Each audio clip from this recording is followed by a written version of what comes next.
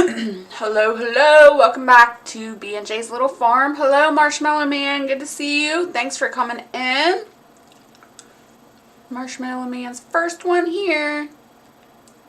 We'll wait a few minutes, see if anybody else comes in. I got to figure out what chapter we're on because, yeah, I was running super late tonight. Was not prepared like I should have been.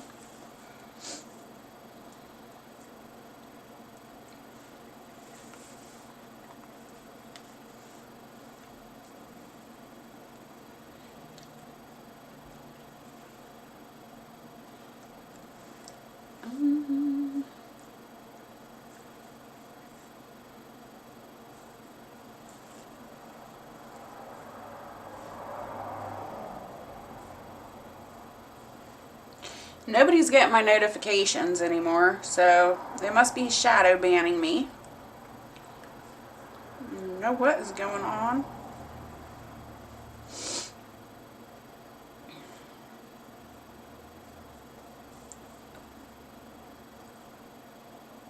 Hey, Marshmallow Man. Good to see you. I gotta go back and see what chapters I'm on. Hey, Dr. Oddity. Thanks for coming in. It says PM. Let's see. Would you PM me? Alright. Let's see. Thank you for the hearts too, by the way. Okay. Last one we did was chapter 17. I can't remember. Just clicked on something. Stop it. I can't remember how many chapters we did. Do you guys remember?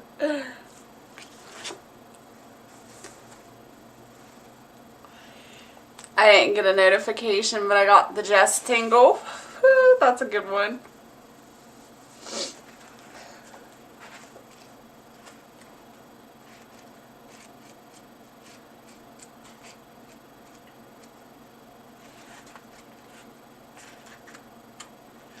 Okay, there's chapter 17.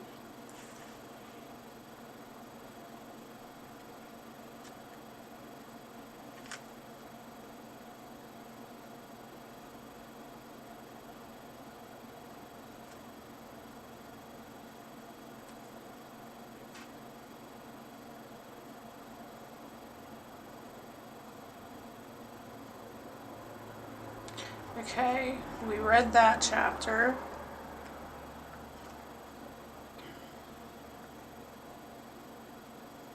Okay, I think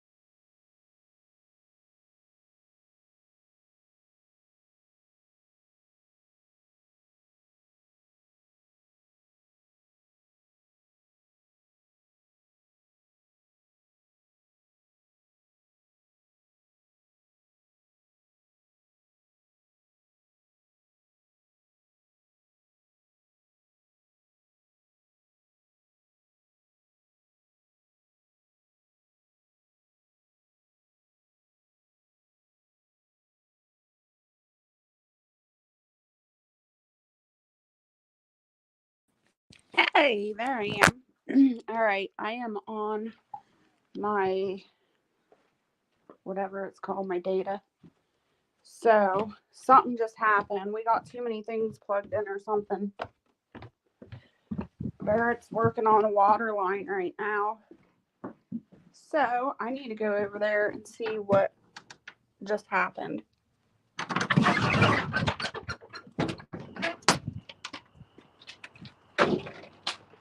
Because the PC is not working.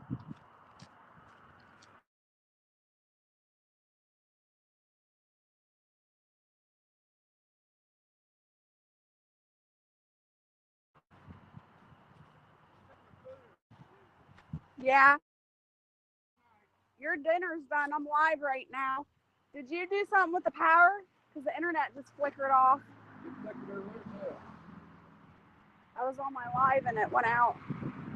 I plugged the greenhouse in. Is that why? You unplug the heater? I don't think the heater was plugged in.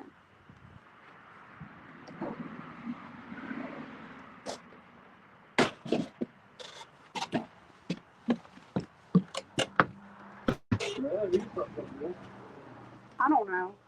I guess I'll go check it again.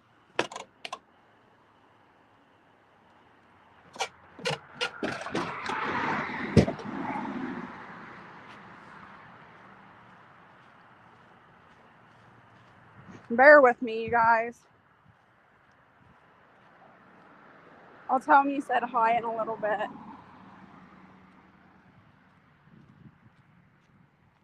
We had a pretty crazy day. We just got back.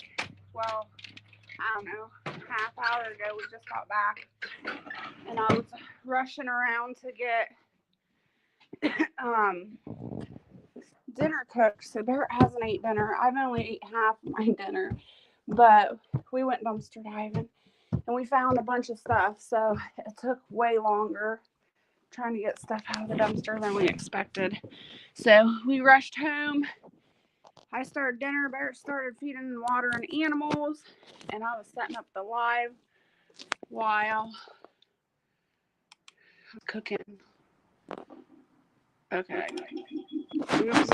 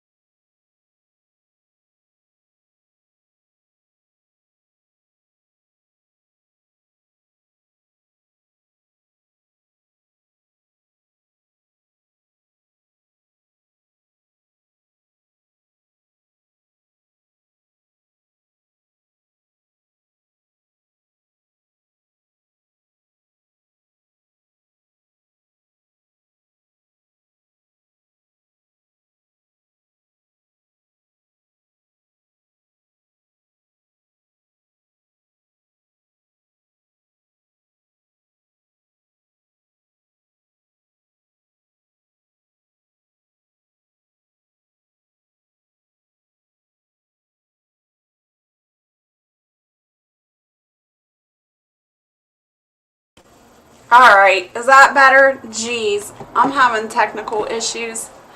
Alright, I just basically said hi to each and every one of you, so I'm not going to go through it again. But hello, and thank you all for coming out. Today we are on chapter 20 of Wings of a Dream.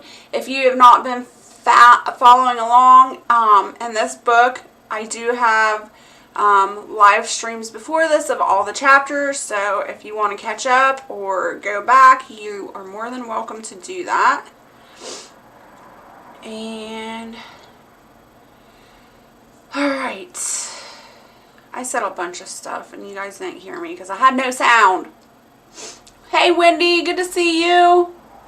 Thank you all for coming in. Please hit that thumbs up on your way in. It really helps the channel. Share me out if you have the capability. Thank you all for coming in. There goes my sound on my phone. I can hear after a refresh. It was on my end though, Vermont. I had myself muted because I was echoing when I was on the phone and on the PC. Alright, so we're going to get started on chapter 20. Why can't you see me? Oh, okay, there we go. I guess I can't lean back. Let's try this again. Chapter 20. Opening my eyes the next morning was like prying open the cellar door in a stiff wind.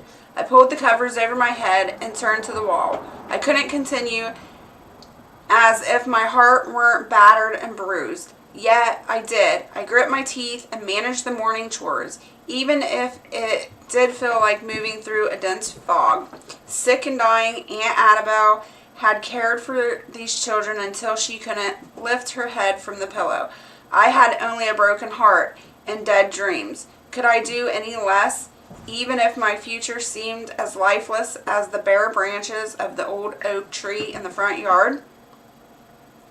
On Saturday morning, a wagon rumbled up the road. Before I could rouse myself to see who'd come, Irene stood beside me at the stove. "We thought you'd enjoy a trip to town," she said, unwinding a scarf from her apple-cheeked face. The children hurried while Janie clapped her chubby hands and wrinkled her nose. Irene took the dish towel from me. "Hurry now, and I'll help the children get ready."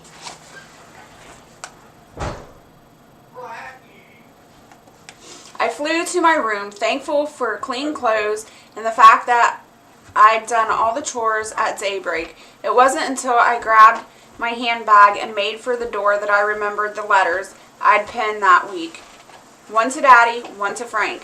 My insides jittered as I thought of the words I'd written to the man whose wife rested peacefully in the churchyard while a girl he didn't know cared for his children. I couldn't tell him of my broken heart, of course, but I assured him we were all well, that his children longed for his homecoming, that I would remain until he arrived. Hey Brian, good to see you. Thanks for coming in. Shoving the letter in my handbag, I climbed into the back of the already crowded wagon. Up here, Irene scooted closer to her husband and patted the space beside her on the buckboard.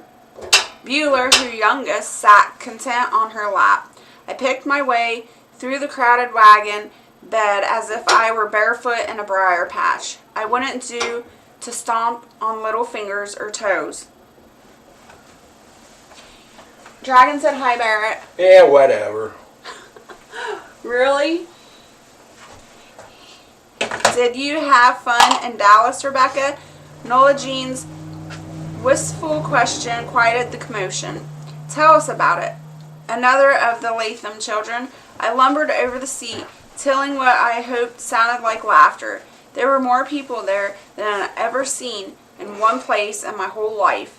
I want to hear about the airplanes, a younger Latham boy. Irene touched her husband's arm.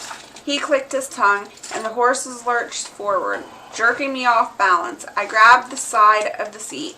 The children tilted from the back. Irene hooked her arm around mine. Brian says hi, Barrett. Hi, Brian. You say hi to Brian and say whatever to Dragon. What the heck? Well, that's what he gets for being mouthy last night. Let's see. He was really out of line last night. I'm kind of pissed off at him. I'll hold you in. I've got too much substance for these horses to throw my weight around. Irene laughed as her older children snickered from the back. Even Brother Latham's mouth rose with a mirth. Irene kissed the neck of the little girl in her lap. What are you looking for? My glasses? Oh, they're right there. I put them on the table for you. Oh. Well, if I put my glasses on, I'll be able to see them. whose giggle sounded like a miniature version of her mother's full-grown one. I looked off into the bare fields and thanked the Lord that he'd given Irene such a gift for putting everyone at ease. Hi, Dragon. Hey, Celtic Grandma, good to see you. Thanks for coming in. Dragon said, well, I was kind of rude to Barrett, so... Kind of. I'll take my hi back. Oh my goodness. The horses slowed as they passed the row of businesses that had become familiar to me now. I spied Mrs. Crenshaw in a rocker on the porch, her hand raised in greeting. That simple gesture revived my spirits a bit, but when the white steeple rose into view and a glimpse of the graveyard that rested beneath in the shadow, an ache started in my chest and moved into my throat. My heartache amounted to little in the face of what others had lost. Hey, Wild, good to see you.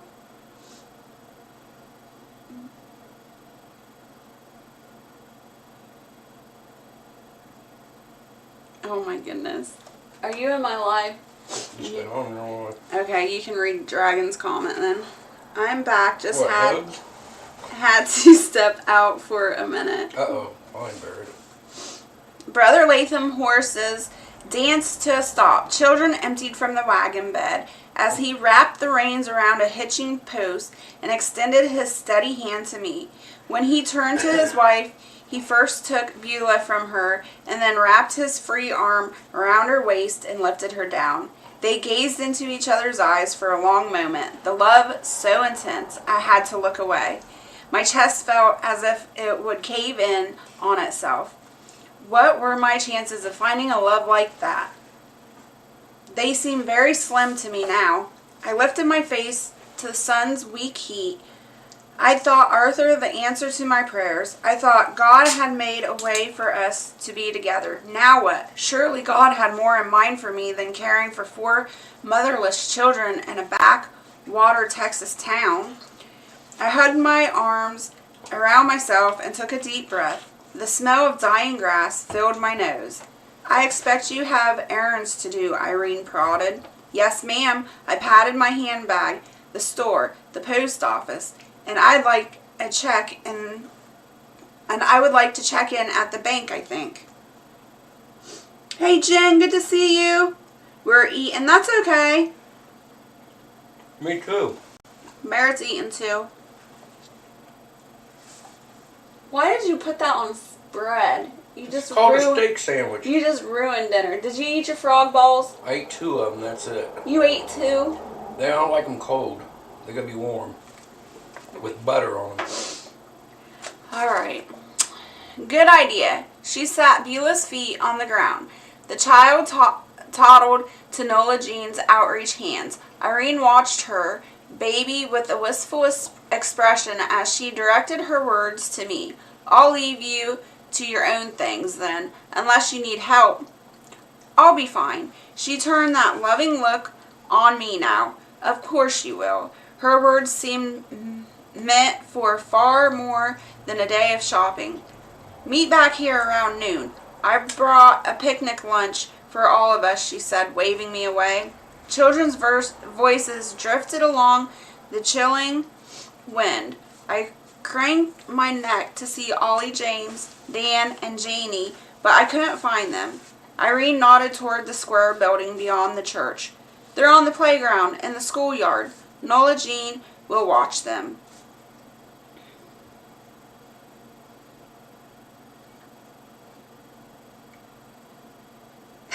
Dragon says frog balls. Ew, like a green oyster. Frog balls are Brussels sprouts. They're so good for you. Is that the reason you gobble them up? Mm-hmm. When is the After Hours live stream where Jess and Barrett share wild growing up stories? I breathed deep and long, drinking in the freedom of the moment. The board sidewalk creaked as I stepped up, my shoes clapping the same hollow tone as at home. The sound reminded me of shopping with Mama or walking with Arthur, and moisture blurred my vision a bit. I missed Arthur, and perhaps even more, I missed the anticipation of all my dreams coming true. I entered the dry goods store first, walking straight to the glass jar filled with peppermint sticks. I'd buy some for all the children for the ride home, a small way to repay the Latham family for their kindness. Miss Crenshaw met me there, his face less haggard than the last time I had seen him. We stood in silence, my gaze roaming in the store until I cleared my throat and plucked my meager coins on the counter. I need a dozen peppermint sticks, please. As he filled a brown paper bag, I realized we probably needed other things too, but I hadn't made a list and had little cash left to spend. I gathered my small purchase and walked next door to the post office, its walls lined with slots for mail to be sorted and carried out to the rural routes, as well as in the houses in town.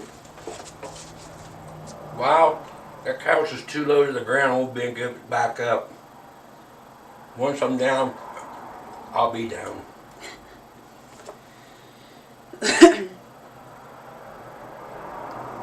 Thank you, Wild. I need to mail these, I said to the man behind the counter. He looked over my letters before nodding. Then he pulled a bundle from a slot and handed it to me. You're lucky. Mr. Culpepper hasn't been by yet today. You've quite a batch of things to take with you, even if your newspaper hasn't arrived yet. I stared at the magazine he put in my hand. Better Homes and Gardens, I read aloud. Yep, Miss Williams took great pride in that subscription. I ran my hand over the cover. Mama took this magazine too. She loved the homes part. I had a funny feeling Aunt Annabelle loved the gardens. They were like that. I'd begun to realize two ends of a seesaw. One went up and the other went down, riding the same board, but on the same plane for only an instant of time. And here's your letters. I tore my gaze from my magazine and took the envelopes. My heart seemed to stop mid-beat. One addressed in Mama's cold... Wait a minute. One dressed in Mama's copperplate script, a bit shaky but still recognizable. The other in Arthur's unmistakable hand.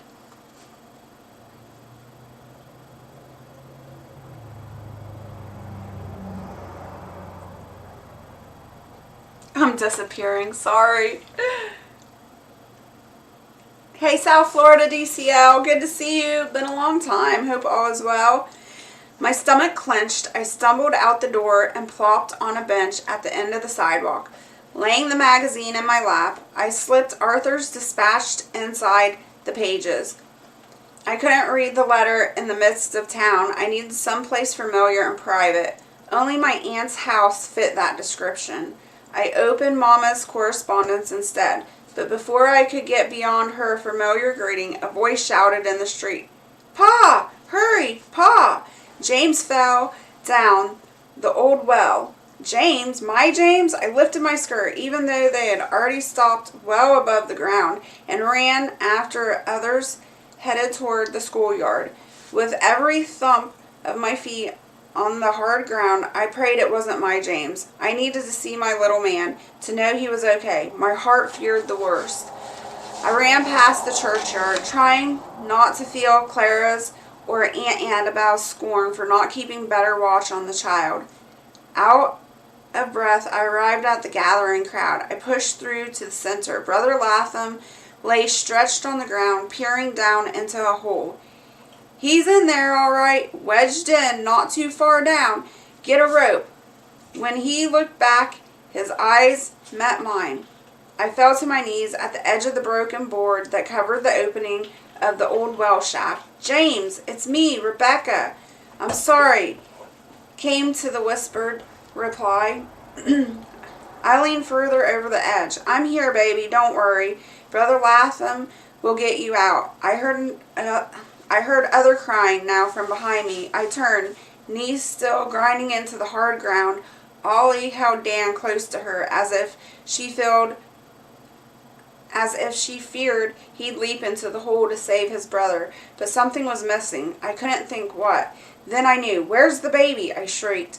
My whole body quaked. As I clawed my way up from my knees, I grabbed Ollie's shoulders and shook her. "Where's Janie?" Her mouth quivered. Tears streaked down her dirty little face. "Where's—" and a hand rested on my shoulder. "She's here, Rebecca. Nola Jean has her." Irene's face remained serene, as if she didn't understand we were trying to rescue a small boy from a dark hole. A dark hole. I crawled back to the lip of the well. Ollie's whimpers stirring my guilt into a dizzying whirlpool.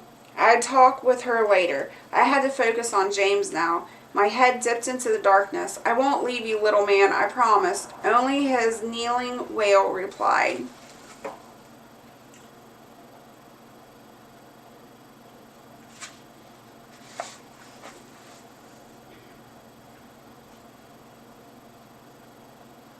That's funny, wild.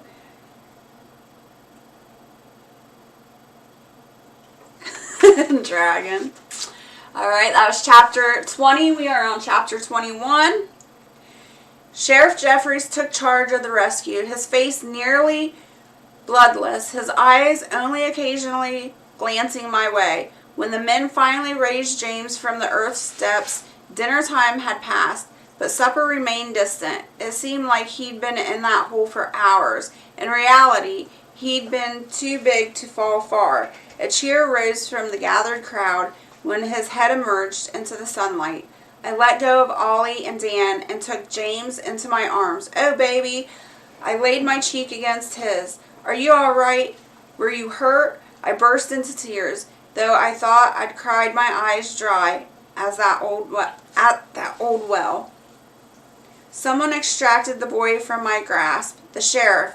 He held James in his arms while frail Doc Reisinger examined the scraped and bruised arms and legs, checked his head and his eyes. Then the sheriff returned James to my embrace with a sympathetic smile.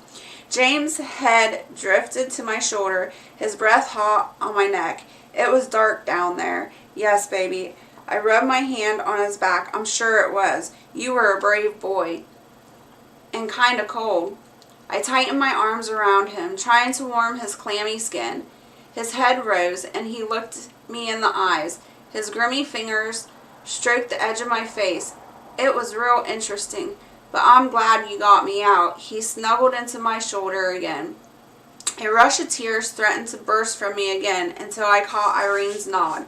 She put an arm around one of her children and walked toward the wagon. I figured we should do the same. I turned to Ollie and Dan and Janie, confined between them. "Let's go home." I clutched James in one arm while Janie curled into the other. I'd have gathered up Ollie and Dan too if I'd had as many arms as a spider has legs, but Sheriff Jeffries did that in my stead, walking silently beside me, helping us into the Latham's wagon. I stayed in the back this time.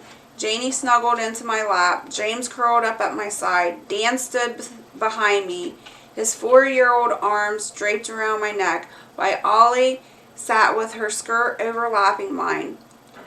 I mouthed a thank you to Sheriff as we pulled away. By the time we reached the front gate, my body felt as stiff and sore as if I had been washing quilts the whole day long. I climbed down, stretched my back, and readied to take Janie. James screamed for me to hold his hand. I shifted Janie to my hip and reached for the boy. Irene leaned around her husband. "All safe and sound?" I hope my weak smile conveyed a smidgen of my gratitude, which rose as big as a harvest moon. They drove away as we trudged into the house. We needed baths, but I couldn't make myself draw out the tub and heat the water and dirty it up. Several towels on top of everything else. I laid my handbag on the table, amazed that it remained in my possession. Then I remembered my letter from Mama and the one from Arthur.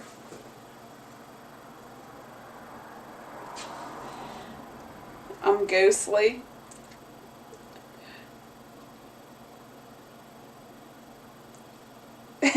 Lyle says, "That's okay. You disappearing makes it sound like a ghostly story. Love it." Ooh, I am disappearing big time. Where's my letters? Ollie's eyes grew big. I didn't see any letters. I tore through my purse, screeching out my fear. Where are my letters? I have to have those letters. They weren't there, neither one of them. Ollie stepped away from me. James inched closer to my side. I rubbed my forehead. Where had I put them? I'd sat down, then run to the schoolyard. Eyes squinched shut, teeth clamped tight. I commanded myself to remember, but nothing came, only images of James in the dark depths. I collapsed into the nearest chair, nearly bumping James' head with mine. Then I saw the magazine on the bench. A deep breath moderated my voice. Where did you get that magazine, Ollie? Her face twisted. Concentration, confusion. I didn't have any strength left to figure it out. I don't know. A frantic shaking of her head accompanied the words, I don't remember. Someone handed it to me as we were leaving. I don't know. She crumbled to the floor in tears. I wanted to do the same. Help me, help me, help me, ran through my head as I tried to regain my composure. Those letters had to be somewhere. If someone thought to pick up the magazine, they'd have thought to get the letters too, unless, of course, they'd blown away when no one was watching. I felt a scream rising to my lips. Mama would have slapped my face to calm me, but Mama wasn't here. Like it or not, I was in charge. My jaw tightened as I tried to hold back the tornado of feelings twisting inside of me. James's bottom lip jutted out, trembling just a bit. I pulled him onto my lap, crushing him to me until he squirmed to get free.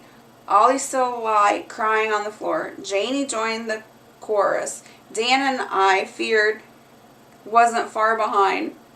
I shoved Aunt Annabelle's treasured magazine. It slid across the bench and fell skimming across the bare floor, flopping to a stop when it rammed into the wall. Ollie gasped, Rebecca, look! 2 envelopes spilled from the bottom, spilled from between the pages of the magazine. Dropping to my knees, I gathered them up like precious jewels, suddenly remembering I'd stashed them there. God found them, James squealed from behind me. What? God found them. I prayed and God found them. I stared at him. You prayed? Ollie stood beside her brother now, her arm around his shoulders. Like our Mama taught us, nothing is too big or too little to pray about. Mama and Miss Ada prayed about everything. My mouth opened and then shut again. If you have the faith of a child, came to mind. But did I? I stood clutching the letters to my breast. We'd all get to bed now. Ollie looked up at me with surprised eyes. Her wailing turned to a whine. But we haven't had any supper yet.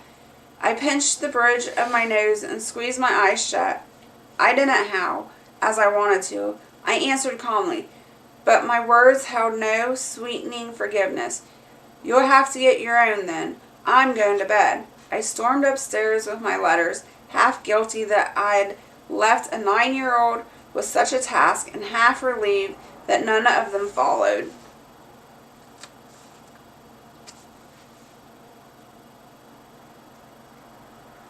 All the thoughts of peppermint sticks and dancing elves forgotten.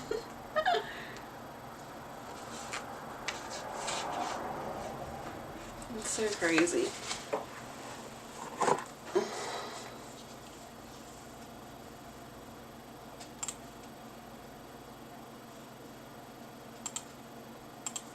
There.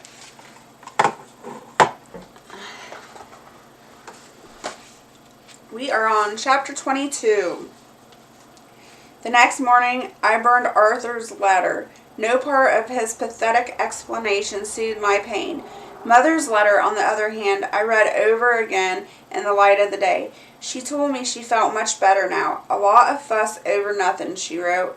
She'd be up and around and back to her old self again very soon.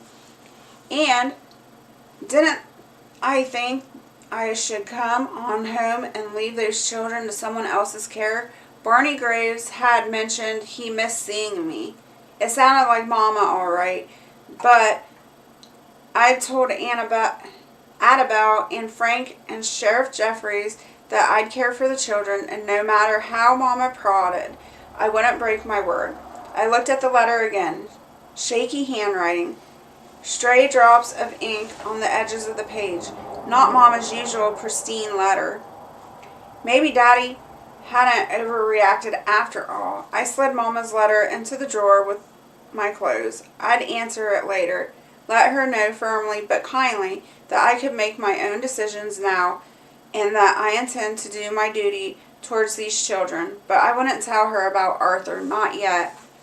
A few evenings later, I chewed the end of my pencil, trying to make a list of what we'd need to see us through the winter. Cornbread didn't seem as monstrous now that I had found the churn and made butter. I'd even pressed the creamy white lump into a mold carved with curculus surrounding a fancy G. What does that mean? I don't know that word. But we needed stamps. And the children wanted to make a Christmas box for their father. I hated to spend the last bit of cash, but I figured we could manage to purchase some trinkets for Frank. A comb, toothpaste, gum, a Hershey's bar, shaving cream, shoelaces, and yet Thanksgiving would be upon us soon, and Christmas on the horizon after that. I'd need more money before then, or there wouldn't be presents for the children. Thump, bump, a chorus of screams. I dropped my pencil and charged up the stairs, 2 at a time, heart pumping faster than a steam engine, throat aching to release a wail of my own. But it wasn't James having a nightmare. 2 beady eyes stared back at me in the moonlight. 2 beady eyes attached to a hissing opossum. A branch from a big cedar elm waved near the open window, letting in a breeze on this warm evening. Just a short jump for a cunning creature. And the clucking from the barnyard told me we were not this rascal's first stop for the evening. Ollie huddled the children on the far edge of the bed, next to the wall, the fear in her eyes, naked in the pale wash of moonbeams. Dan's scream filled the air, his eyes squeezed shut, mouth open wide. My anger flared, protective as a mama bird with her helpless babies in a nest. I wouldn't let them down. I wanted to say the word I'd heard Will say when Daddy's wagon rolled across his toes, but I dared not. Instead, I did what Mama and the children had taught me. I prayed. Keep that nasty creature away from these children, Lord, and from our chickens, too. I hissed the words towards the spitting possum, hoping it would frighten him away. It didn't. He stood his ground. We stared at each other, both wondering who would make the first move. I decided it had to be me. I hopped up on the bed. The possum turned its head to stare at me. I leaped towards a cane-seated chair, grabbed it up, and jabbed the leg at the overgrown rat the same way I'd seen a lion tamer do when the circus pitched its tent outside of Downingtown a few years ago. Get away! I thrust the chair again, the possum back towards the door. I poked again. He hissed and screamed, but kept scooting toward the hall. When he reached the top of the stairs, that mean old thing decided to make one last stand. He lunged towards me. Ollie screamed from the doorway of the bedroom. I pushed one leg of the chair into the possum's chest. Can a possum look surprised? This one did as he trembled backwards down the stairs. I followed his path as he rolled to the front door, scampered into the dining room, and then through to the kitchen. I ran after him, picking up the broom and swatting him out of the kitchen door before he could get his legs fully under him. Of course, by then, I think he was glad to go. I slammed the door shut, barely missing the tip of his hairless tail. The children swarmed around me, arms circling my legs and my waist, Ollie's moist eyes staring up at me in the dim light.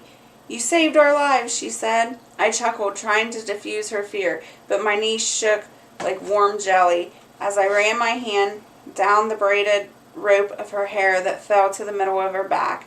The lamp still shone in the parlor, dimming the darkness of the kitchen like a faraway star on a moonless night. "Why don't we all camp out in there?" I nodded my head toward the parlor. Ollie's head bobbed with such force I worried it would fall off her neck. We gathered quilts from the bedrooms. I wedged Janie between the back of the sofa and Ollie's body before pulling and tucking the quilts around the rest of us on the floor. I didn't even bother to extinguish the lamp. Dan stirred first the next morning. Bounding from atop the pile like a puppy ready to play, I raised my stiff neck and put a finger to my lips, but trying to keep a 4-year-old quiet was, well, near impossible. James had popped up, his eyes blinking at the light in the unfamiliar room. Then his face brightened. After he disentangled his foot from my ribs, I could actually draw breath again. He ran to the kitchen. "Let's see if that old opossum is still hanging around, Dan." Dan followed, of course, as eager as his brother to see the creature that had scared him senseless in the night. Ollie groaned as I got up. She put her arms around Janie, and they cuddled together. Rubbing my neck, I stumbled into the hall. James was under my feet almost before I knew it. "I bet I could get him with Daddy's gun." He looked up at me with the most serious expression I'd ever seen, as if he were 15 and not 6. My mouth twisted, but I was determined not to laugh. "You know, you're not allowed to touch Daddy's gun," Ollie's half-asleep voice called from the parlor. I put on a stern face. "Yes, I'm sure you know that, James." His whole body sagged in defeat as he turned and stomped away. She said, "No," I heard him say from the kitchen. A smile twitched at my lips.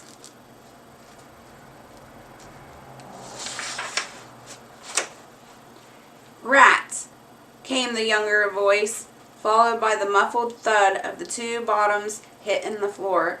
A giggle escaped me. I imagined their little faces full of disappointment over not getting to take their daddy's gun after that nasty creature. I clamped my hands over my mouth until my stomach hurt from holding it in. I fled up the stairs and screamed my laughter into a plump feather pillow. Tears streaming down my face, it felt as good as a hot bath on a cold day and made the adventure of the night worthwhile. I climbed into clothes as fresh as my attitude and hurried downstairs to rejoin the children. "Would you like me to take care of the milking this morning?" Sheriff Jeffries' baritone carried through the screen door. Now I could hear old Bob bawling. "Yes, thank you." I stood at the door and watched him go, his boots crunching across the yard.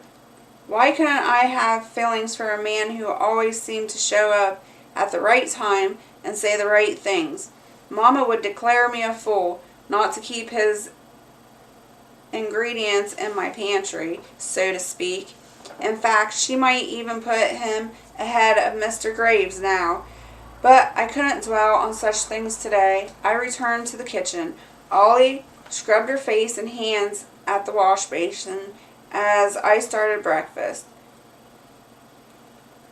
I'd had my fill of oatmeal, so I fried up some corn cakes to drizzle with molasses, wondering if I could make the leftovers do for both dinner and supper.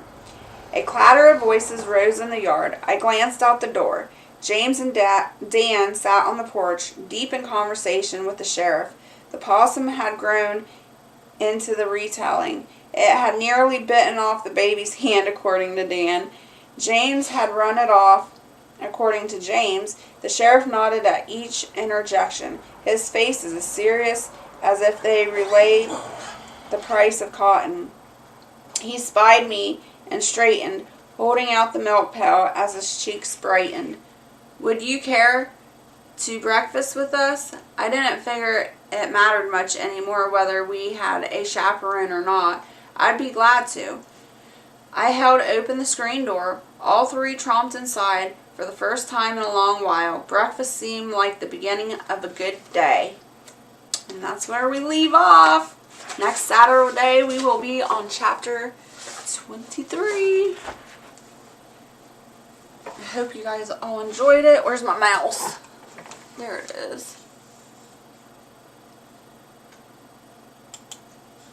I think it's getting gooder. What y'all think? Uh-oh. What the heck? I pushed something on my phone. Vermont, are you still in here?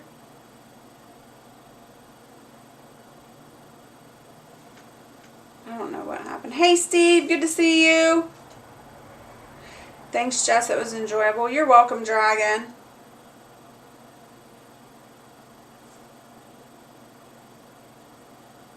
I don't know if Vermont's in here, but it said, hey, Firefly, good to see you. It said that I removed Vermont as a moderator, but I don't know how I did that. Oh, there it is. Alright, I added him back. That's messed up. Hey, Marshmallow Man. Well, it is. I didn't take it away. I must have put my knee on it or something. So, earlier I was trying to tell you, but I was muted. For the ones that are still here listening. I did a bunch of weeding today. I got my mint weeded. It was a very tedious task, but I'm really glad that got done. And then I also weeded the asparagus bed, and I got a bunch of stuff repotted up in the greenhouse. Barrett had to go to town while I was doing that stuff. What did you go to town for, babe? He went to town for something. Thing for the pressure switch. So that something for the pressure switch to get running water. So he ran to town, and while he was in town, he decided to stop off at the construction sites to see if there was anything, and there was. So he came back, got me, and we hit the construction sites. You guys, it was loaded today. Barrett got a whole freaking truckload of stuff. Jess got mad and threw a board at me and hit me in the head. Now, don't even go there. I did not. So, we were loading up the boards, and I placed the board, a 2x4, on another 2x4, and Barrett was trying to organize them so they'd all fit in the truck bed. Well, he didn't realize that I leaned the 2x4 up against the one he moved, so when he raised the other one up, the one I had put up there came down and smacked him in the head. So, he's got a huge, nasty cut on his forehead. Thankfully, it quit bleeding, though. He's on Coumadin, so we gotta be careful when he gets cuts like that. Mm-hmm. I tell the truth, you threw the board at me. I did not throw the board at you. Did you get the water running? No, I gotta do it tomorrow. It's too dark over there. Okay.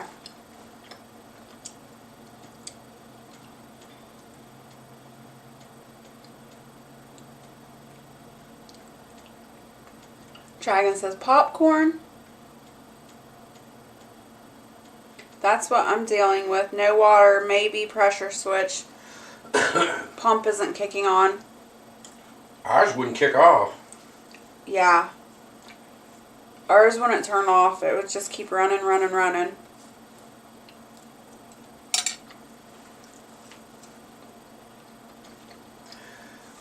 Check your Firefly.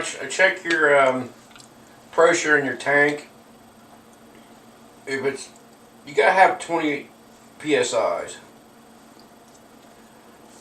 If you're not, it's not turning on, so your pressure might be too low. So check your tank out and everything. See what your PSI is and everything. And you want it at 28. 28? 28 PSI. You want two below the 30. If she's got a pressure thing 30 to 50, then she wants it 2 PSIs below that, which is 28. I don't know what her pressure gauge is.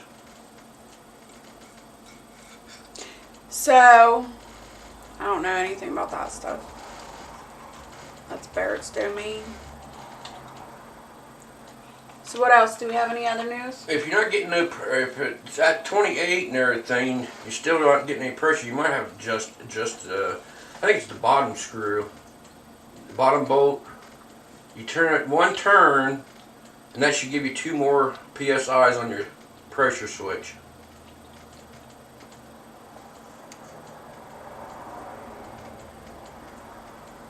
Yeah, it's getting cold out there. It is. It's getting really cold. We're supposed to get down to what, 30 something tonight, or 20? I don't know. Pressure gauge is high. Pressure tank feels empty. There should be a valve in your pressure tank and everything, so just check the pressure in it.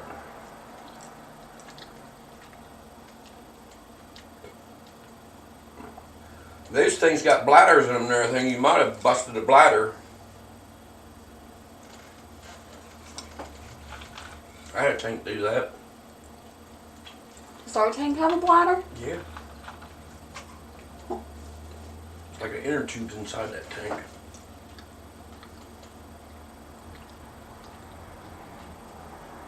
Wow, it says cold here for a bit.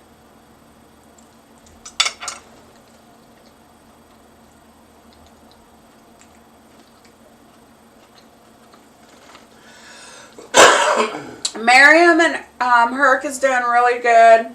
They're just being cows out there grazing. And they think we're like their servants on demand now. If we're just a couple minutes late, they're out there in the barnyard just mooing away, waiting for their hay.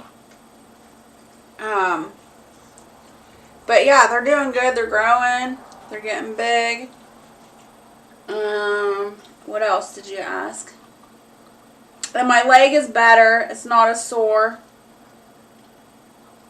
I haven't been in the pen since he attacked me. Barrett collected eggs tonight for me. So we'll see. Barrett said Einstein didn't even try to come near him, so I don't know.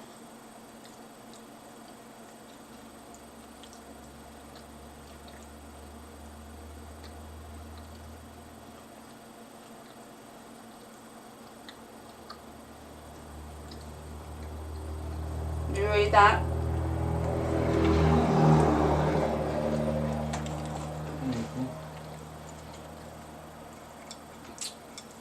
So, right now, I don't know, it depends on how cold it gets, but basically right now, we're doing like spring cleaning stuff outside. I did the asparagus bed, like I said.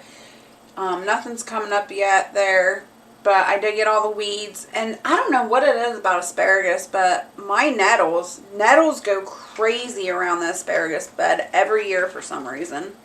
I don't understand that. Well, once we get the wood chipper running and stuff, we'll throw some chips down. So, and that's what I was going to say with Brian. Brian's wanted a wood chipping video for ages. That was the plan today. We just weren't able to get it done. So hopefully tomorrow, if the weather does cooperate, we are pulling the wood chipper out so that I can mulch the asparagus patch. And then also I got to clean up and weed the raspberry patch. And we'll also mulch that in. Strawberries. Oh yeah, and Barrett's strawberries. He wants to mulch that as well. Anything else we mulching? He said he wants to try throwing some straw in there. Well, we got those old bales down there. Yeah. Let's try to mulch that or chip that up. Yeah. Plus those cardboard boxes you want. Yeah. We'll chop those up. So we'll see how well the chipper performs. Hopefully, like I said, the weather cooperates tomorrow. I don't know. Barrett's also going to be working on trying to get the water going. Yep. So we'll see. We'll see what happens.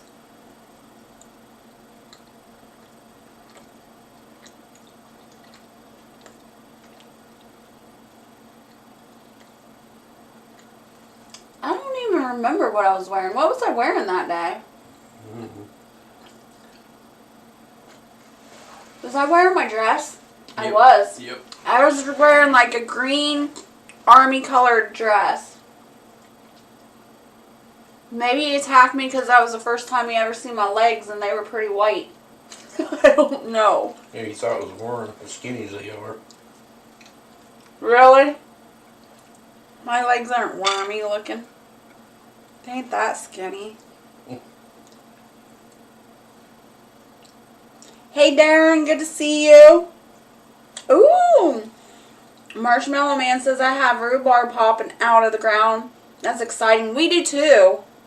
That's why I thought the asparagus would start popping out too. Because they usually come up about the same time, but not this year. Hey Jeffrey, good to see you.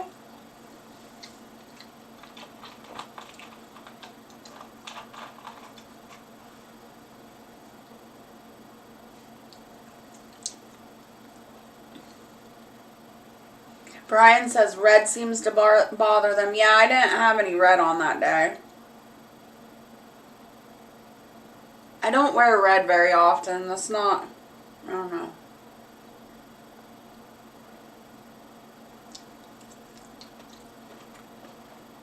It's like a nursing home rule. You never wear red in a nursing home.